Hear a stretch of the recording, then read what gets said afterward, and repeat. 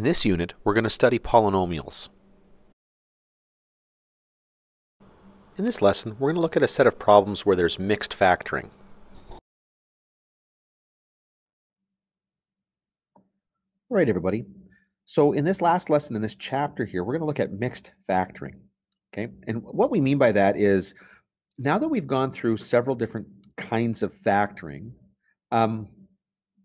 how do we take a look at a problem? How do we approach a situation, like, for example, in an exam, where you're going to be given a question, but you're not going to be told explicitly what kind of factoring tool to employ here. So it's going to be kind of up to you. You're going to have to be able to identify what's going on here. So it is your turn to identify which kind of factoring you're going to be using here. Okay? So the different types that we have looked at here are the greatest common factoring, and you're going to want to make sure that you're always looking for that. Okay? Always check. And always check first. Okay? Always check for the greatest common factors first. Now, if you've got three terms, okay, three terms could be trinomial factoring where the leading coefficient is 1, or trinomial factoring where the leading coefficient isn't 1. Okay? Grouping is typically if you've got 4 terms, and we group together the first 2 terms, group together the second 2 terms, and then we perform, in essence, like 2 layers of common factoring. And difference of squares, you've got 2 terms and 1 subtraction, if you want to think of it like that. Okay? So, little rules that you should follow here. Always, always, always. We'll highlight that right there. Always, always, always take out the greatest common factor. And then don't give yourself a negative leading coefficient. Take that out too. It's just difficult to work with if it's negative.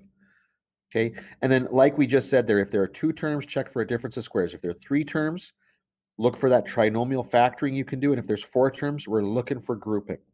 Okay? But let's just take a look at some problems here and see if we can make our way through.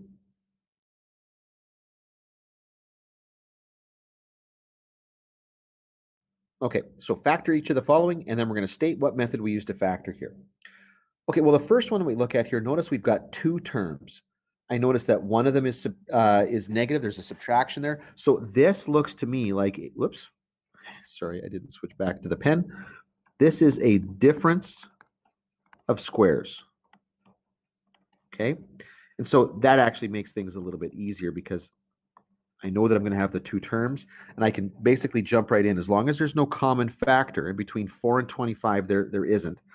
So the square root of 4x squared is 2x. Square root of 25 is 5. And then I make 1 negative, make 1 positive, and there we go. I look at this one right here. I've got 2 terms. Awesome. But this is not a difference of squares because notice it's not subtraction. Both of these are positive. They both have the same sign. In fact, even if these were both negative, this wouldn't be a difference of squares. Okay, so it's only got 2 terms. It's not trinomial factoring. It's not factoring by grouping. This is simply going to be the greatest common factor sort of factoring. I'm just going to take out what's common. And when I look at that, there's nothing common to the 5 and 3, but there is going to be a common factor of x. And that's it. That's all I can really do there. For this next one, I take a quick look at it, and I've got 3 terms. Okay, so this is going to be trinomial factoring. Okay, trinomial. Now I'm looking for. First of all, there's a negative out front. I know I'm going to take a negative out front. I'm going to get rid of that. But is there anything else that's common? And no, there isn't. So first of all, I'm going to have greatest common factor factoring. I'm taking out the negative. Okay, I'm treating the negative as if it's this common factor. But notice in this case here that I couldn't take out the coefficient in front here. So A did not equal 1. So what I'm doing here is I'm now going to look for 2 numbers whose product is going to be -6 and whose sum is going to be -5. Okay. And usually with numbers like that, you're tempted to use 2 and 3 because 2 times 3 is 6, 2 plus 3 is 5. But in this case, we run into a problem.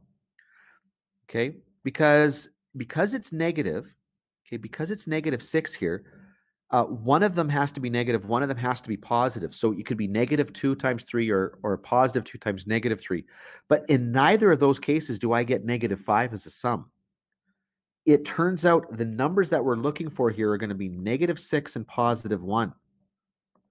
And that's not immediately obvious. So you really have to pay attention that you don't get sucked into that little trap of numbers there. 6, when you see 6 as a product and 5 as the sum, there are a couple of different ways that could happen. So just watch out for that. So this becomes negative 3x squared. And then I'm going to replace 5x with negative 6x plus x minus 2. And then we're going to do grouping. And so, and you'll notice the significance of this is as soon as I do that, as soon as I replaced, as soon as I went from this step to this step and replaced the 5x or the negative 5x with negative 6x plus x, I ended up with 4 terms. Okay, so I got right here 4 terms, and so I'm going to do grouping at this point. So when you see something like this is a good question. There are layers to this question. It's really good. So I'm going to factor out the common 3x here, and that's going to get me x minus 2. And then over here, I had x minus 2, so I didn't need to do anything.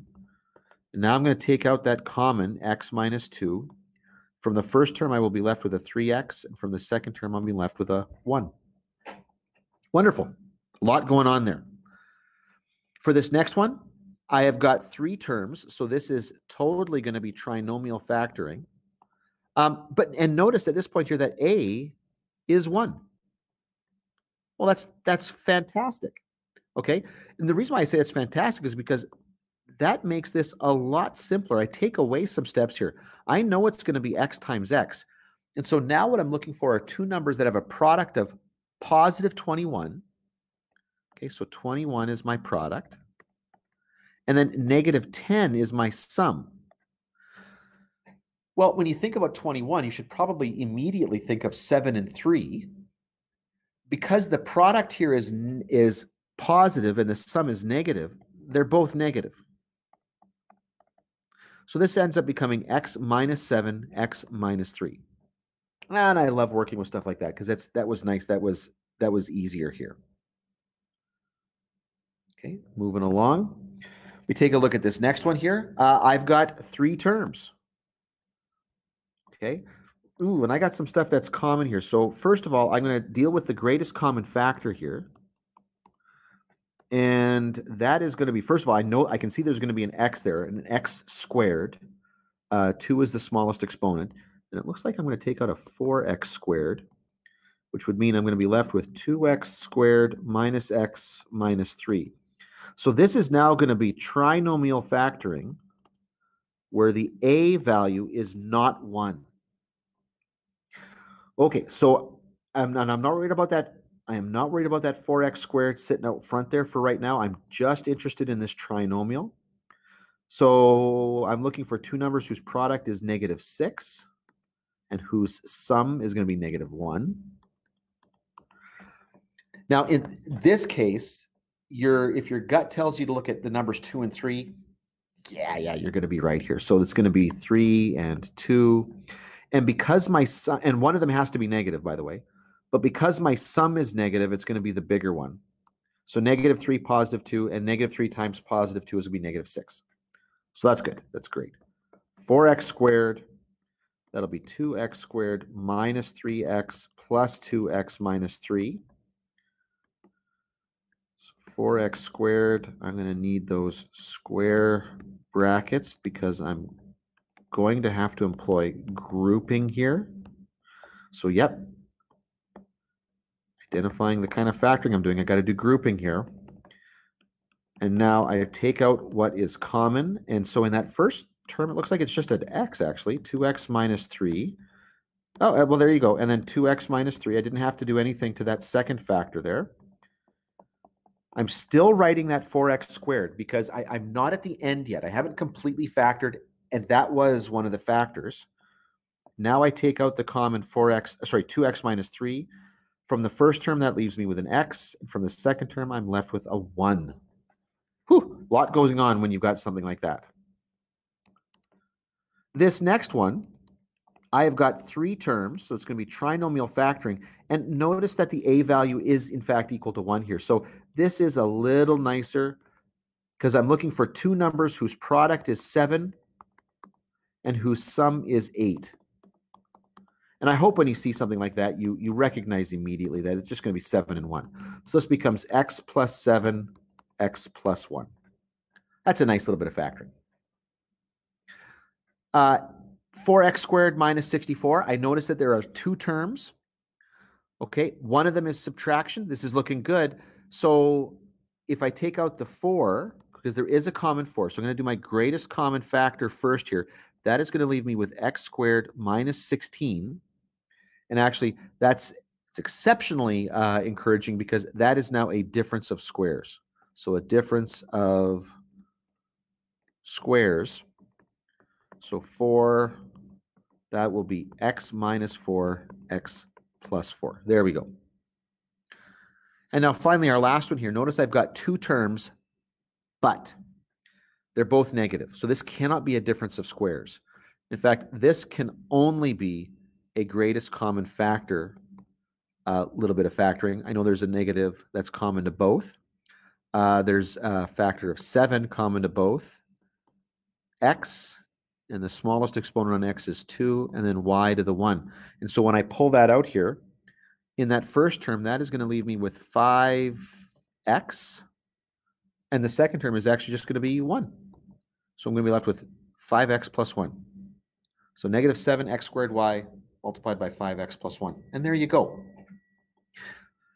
Okay, and I hope that gives you a sense of how you got to think it through when you're looking at a problem. What questions are you asking yourself? How many terms do I see? Do I see a common factor here? Okay, how can I simplify this to make it easier to factor? Hope that helps.